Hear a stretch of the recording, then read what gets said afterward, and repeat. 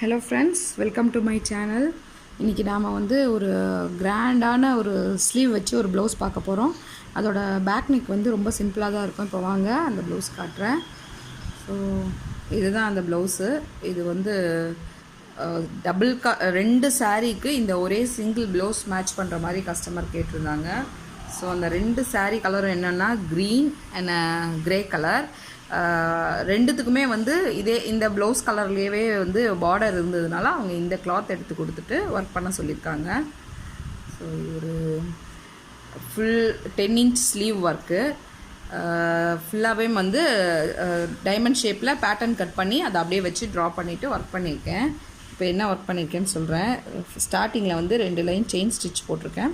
அதுக்கப்புறம் உள்ள த்ரெட் வச்சு 2 கலரில், ஸோ க்ரீன் அண்ட் கோல்ட் கலரில் லோட் கொடுத்துருக்கேன்.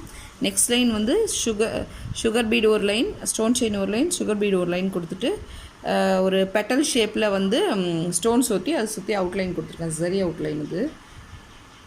ஸோ ஆல்ரெடி நான் வந்து க்ரீன் கலரில் அந்த லோட் கொடுத்ததுனால நெக்ஸ்ட் லைன் வந்து ஆஷ் கலர், ஸோ க்ரே கலரில் அந்த லோட் கொடுத்துருக்கேன். அந்த லோட் கம்ப்ளீட் க்ரே கலரில் லோட் கம்ப்ளீட் பண்ணி முடிச்சுட்டு அதை சுற்றி அவுட்லைன் சரி போட்டிருக்கேன். ஸோ அதுக்கு மேலே வந்து சுகர் பீட் போட்டு ஒரு 4 mm பீட் ஒன்று போட்டிருக்கேன்.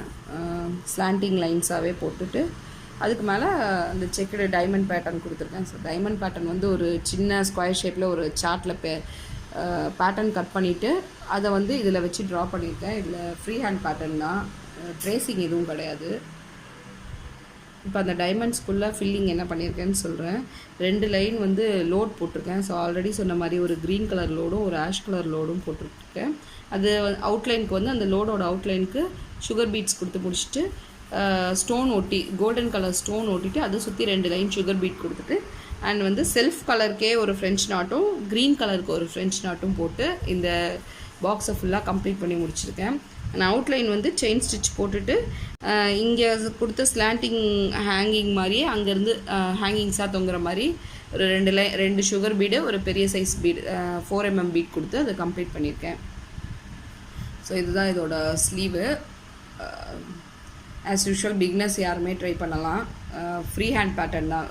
சின்ன ஸ்கொயர் கட் பண்ணிவிட்டு அதை வந்து நீங்கள் இதில் வச்சு ட்ரா பண்ணிவிட்டு கரெக்டாக அந்த இன்ச்சஸ் கணக்கு மட்டும் கரெக்டாக வச்சுட்டு ட்ரா பண்ணிங்கன்னா உங்களுக்கு பர்ஃபெக்டாக வரும்.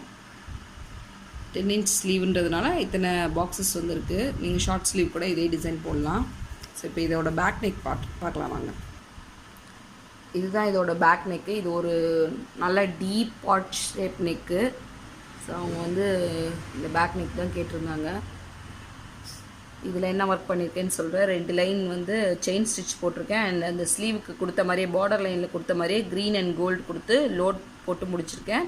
அண்ட் ஒரு லைன் சுகர் பீடு, ஒரு லைன் ஸ்டோன் செயின் சுகர் பீடுன்னு சொல்லி நெக்ஸ்ட் அவுட்லைன் கொடுத்துட்டு அதுலேருந்து வந்து அந்த கீழே என்ன ஸ்லீவுக்கு வந்து அந்த ஸ்டோன் ஒட்டியிருக்கமோ அதே ஸ்டோனை வந்து இதே மாதிரி பெட்டல் ஷேப்பில் ஒட்டிட்டு அதை சுற்றி அவுட்லைன் கொடுத்துருக்கேன். அண்ட் அதை சுற்றி செமி சர்க்கிளுக்கு டிசைன் போட்டிருக்கேன். ஆஷ் கலரு அண்டு வந்து ஜரியில் வந்து அந்த அவுட்லைன் போட்டு முடிச்சிருக்கேன். இது ஃபுல்லாமே இதே டிசைன் தான். அண்ட் அந்த செமி சர்க்கிளுக்கு ஒவ்வொரு சர்க்கிளுக்குமே செமி சர்க்கிள் நடுவுலையுமே வந்து ஐஸ் ஷேப் ஸ்டோன் கொடுத்து சுற்றி ஜர்தோசி போட்டு இந்த பேக் நெக்கை ஃபுல்லாக கம்ப்ளீட் பண்ணியிருக்கேன்.